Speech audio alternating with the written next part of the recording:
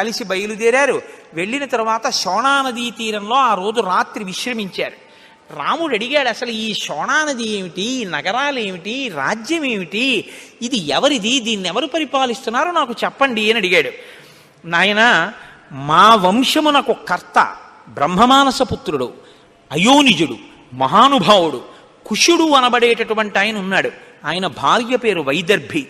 ఆయనకి 4 కుమారులు, కుశాంబుడు, కుశనాభుడు, అధూర్తరజసుడు, వసువు. ఒకానొక నాడు కుశుడు వీళ్ళందరినీ పిలిచి 4 కుమారుల్ని, మీరు ప్రజారక్షణ కొరకు 4 నగరములను నిర్మించుకుని రాజ్య పరిపాలన చెయ్యండి అన్నాడు. కుశాంబుడు కౌశాంబిని, కుశనాభుడు మహోదయమును, అధూర్తరజసుడు ధర్మారణ్యమును, వసువు గిరివ్రజమును నిర్మించారు. ఇప్పుడు మనం ఉన్నటువంటి ప్రాంతాన్ని గిరివ్రజము అని పిలుస్తారు. రామ, మనం ఈ రాజ్యంలో ఉన్నాం అని చెప్పి ఆయన ఒక మాట అన్నాడు. కుశనాభస్తు రాజర్షి కన్యాశతమనుత్తమం జనయామాస ధర్మాత్మ ఘృతాచ్యాం రఘునందన. కుశనాభుడు అనేటటువంటి రాజర్షికి ఆయనకి ఘృతాచి అనబడేటటువంటి ఒక అప్సర స్త్రీ వలన 9 కన్యలు కలిగారు. వాళ్ళు అప్సరస యొక్క పిల్లలు కనుక దేవతల యొక్క స్థితిని పొందారు, అంత అందాన్ని పొందారు. వాళ్ళు 9 యవ్వనవతులై ఒకరోజు సాయంకాలం ఉద్యానవనంలో రకరకాలైనటువంటి వాద్య పరికరములను మోగించుకుంటూ తిరుగుతున్నారు. బాలకాండలో అత్యంత గొప్ప సర్గల్లో ఇదొకటి. పైకి కనపడదు, కానీ నిజంగా అసలు సనాతన ధర్మము యొక్క సాంస్కృతి విలువల పట్టి ఎక్కడుందో ఈ సర్గ చూపిస్తుంది. వీళ్ళందరూ అక్కడ నిలబడి ఉంటే వాయువు వచ్చాడు. వచ్చి ఆయన అన్నాడు, తాహ సర్వగుణ సంపన్న రూపయవ్వన సంయుతాః దృష్టా సర్వాత్మకో వాయు ఇదం వచనమబ్రవీత్ అహం భక్కామయే సర్వా భార్యా మమ భవిష్యథ మానుషస్వజ్యతాం భావో దీర్ఘమాయురవాప్స్యథ చలం హి యవ్వనం నిత్యం మానుషేషు విశేషతః అక్షయ్యం యవ్వనం ప్రాప్త అమర్యశ్చ భవిష్యథ. మీరు నరకాంతలుగా ఉన్నారు, అప్సరసకి జన్మించినా కూడా. కాబట్టి మీ యవ్వనం కొంతకాలానికి తరిగిపోతుంది. నేను వాయుదేవుడను, మీ 9 నాకు భార్యలు కండి, నేను మీ యందు అనురక్తుడనయ్యాను. మీరు దేవతాత్వాన్ని పొందితే మీ యవ్వనం స్థిరంగా ఉంటుంది, అందుకని మీరు నాకు భార్యలు కండి అన్నాడు. అంటే 9 కన్యలు ఒకరితో ఒకరు మాట్లాడుకోకుండా ఏకకాలంలో 9 కలిసి ఒక్కటే మాట అన్నారు. బాగా గుర్తుపెట్టుకోండి, ఒకరితో ఒకరు మాట్లాడుకుని కాదు, ఏకకాలంలో 9 కలిసి జవాబు చెప్పారు. ఏమని?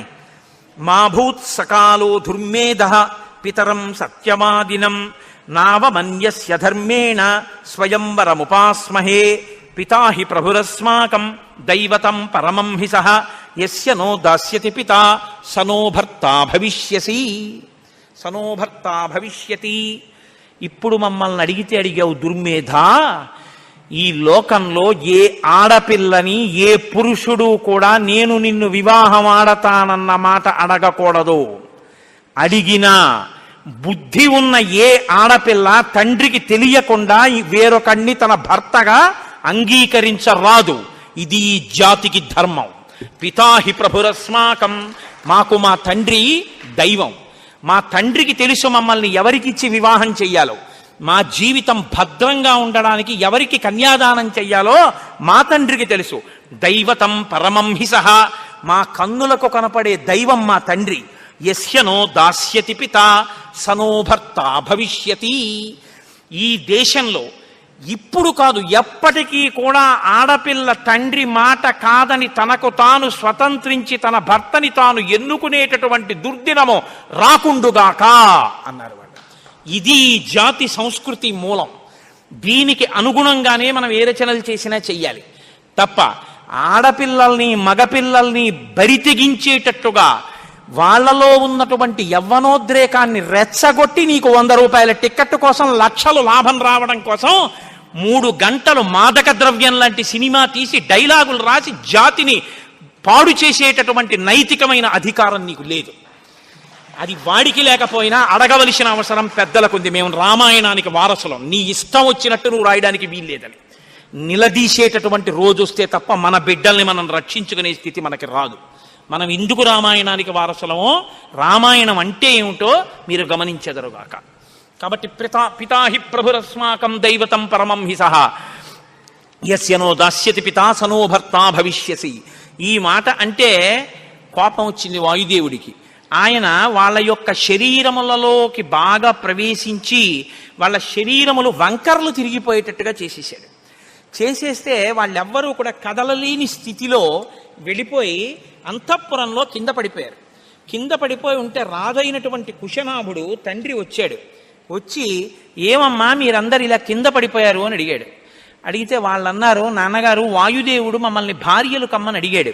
మేమందరం కలిసి ముక్తకంఠంతో ఒక మాట చెప్పాం, మేము నీకు భార్యలు కావడం అన్నది మా నాన్నగారి అభిష్టం మీద ఆధారపడి ఉంటుంది, ఆయన చెయ్యాలి కన్యాదానం అన్నాం. కోపగించి మమ్మల్ని విరూపల్ని చేశాడు అన్నాడు. అంటే ఆయన అన్నాడు, ఏమమ్మా మీకు తపశ్శక్తి ఉంది కదా, మీరు మరి ఆయన్ని శపించలేదా అని అడిగారు.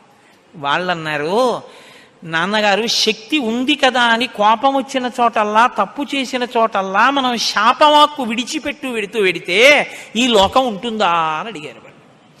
కాబట్టి మేము క్షమాగుణంతో ఓర్పుతో వెనక్కి వచ్చేసాను నాన్నగారు అన్నారు. ఇది రామాయణం అంటే.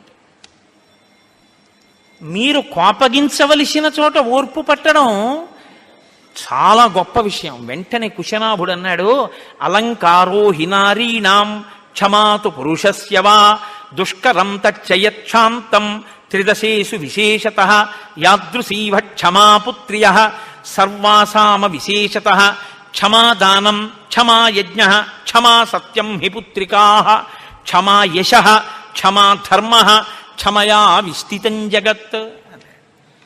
అమ్మా అలంకారోహినారీనాం, ఆడవాళ్ళకి అలంకారం అమ్మా ఓర్పు. ఆడవాళ్ళకేమి, మగవాళ్ళకు కూడా ఓర్పు ఉండాలి తల్లి. అసలు ఈ మూడు లోకములు దేని వల్ల నిలబడుతున్నాయో తెలుసా? ఓర్పు వల్లే. ప్రతి వాళ్ళు ఓర్పు దాటేస్తే, ఎవరి ఇష్టం వచ్చినట్టు వాళ్ళు కోప్పడిపోతే లోకం ఎక్కడుందమ్మా? ఉండదు. క్షమాదానం, ఓర్పే దానం. క్షమా యజ్ఞం, ఓర్పే యజ్ఞం. క్షమా సత్యం హి పుత్రికా, క్షమయే ఈశ్వరుడు. క్షమా యశ, ఓర్పుయే కీర్తి. క్షమా ధర్మ, ఓర్పుయే ధర్మం.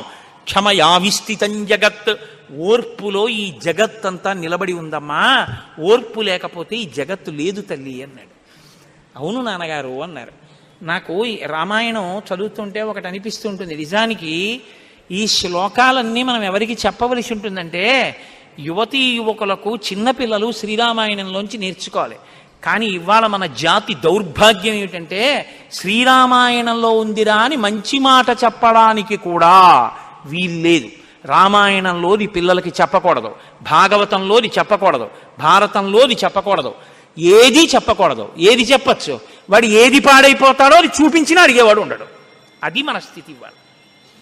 కాబట్టి ఈ మాటలు అన్నాడు. అన్న తరువాత కొంతకాలం అయింది. ఇప్పుడు ఈ పిల్లలకి కన్యాదానం చెయ్యాలి కదా. ఆయన ఒక వరుణ్ణి నిర్ణయించాడు తండ్రి. ఇది తండ్రి నిర్ణయించడం అంటే. తండ్రి యోగ్యతాయోగ్యతల్ని నిర్ణయించడం అంటే ఎలా ఉంటుందో చూడండి. తస్యాహ ప్రసన్నో బ్రహ్మర్షి దదౌ పుత్రమనుత్తమం బ్రహ్మదత్త ఇతి ఖ్యాతం మానసం చూళినస్సుతం. పూర్వకాలంలో మహానుభావుడైనటువంటి వాడు చూళి అనబడేటటువంటి ఒక మహర్షి ఉండేవారు. ఆయన నిరంతర తపస్సులో ఉండేవారు. ఒక గంధర్వకాంత, ఆమె పేరు సోమద. ఆమె ప్రతిరోజు ఆయనకి పరిచర్య చేసేది. ఆవిడ ఎందుకు చేస్తోందో ఆయన అడగలేదు. ఆవిడ చాలా కాలం పరిచర్య చేసింది, ఆయన తపస్సు చేసుకున్నారు. ఆయన ఒకనాడు అడిగారు, నువ్వు నాకు ఇంత సేవ చేస్తున్నావు, నీకు వివాహం కాలేదు, నువ్వు హాయిగా సంతోషంగా భర్తని స్వీకరించి ఉండొచ్చు, నువ్వు ఎందుకు నాకు ఇంత సేవ చేస్తున్నావమ్మా అని అడిగారు. అంటే ఆవిడంది, నీ వలన నాకు బ్రహ్మవేత్త అయినటువంటి కుమారుడు కావాలి అని అడిగింది. ఆయన అన్నాడు, తప్పకుండా నువ్వు చేసిన సేవకి నీకు అనుగ్రహిస్తానని. మనసా, బాగా జ్ఞాపకం పెట్టుకోండి, ఇతరమైనటువంటి మైథున ప్రక్రియ చేత కాదు, మనస సంకల్పశక్తి చేత ఆమెకి ఒక కుమారుణ్ణి కటాక్షించాడు. ఆ పిల్లవాడి పేరు బ్రహ్మదత్తుడు. ఆమె మహర్షిని సేవించి పొందింది కనుక మహాత్ముడైనటువంటి కుమారుడు లభించాడు. ఆయన బ్రహ్మదత్తుడు గొప్ప బ్రహ్మవేత్త. ఆయన్ని తీసుకొచ్చి 100 కన్యాదానం చేశాడు. 100 కన్యాదానం చేస్తే పాణిగ్రహణం చేయాలి, చెయ్యి పట్టుకోవాలి. ఆయన ఒక్కొక్కరి చెయ్యి పట్టుకున్నాడు. బ్రహ్మవేత్త అయినటువంటి వాడు చెయ్యి పట్టుకునేటప్పటికి లోపల వాళ్ళకి వంకర్లు కల్పించిన వాయువుకి అలా నిలబడలేక సరిగ్గా ప్రసరించాడు. వాళ్ళు 100 సౌందర్య రాసులు అయిపోయారు. అత్తగారైనటువంటి సోమద పరమ సంతోషంతో కౌగలించుకుని కోడళ్ళని ఇంటికి తీసుకుని వెళ్ళింది. ఇది కథ. అంటే పుత్రుడి గొప్పతనానికి తల్లి ఎక్కడ శ్లాఘించాలో చూపించింది శ్రీరామాయణం.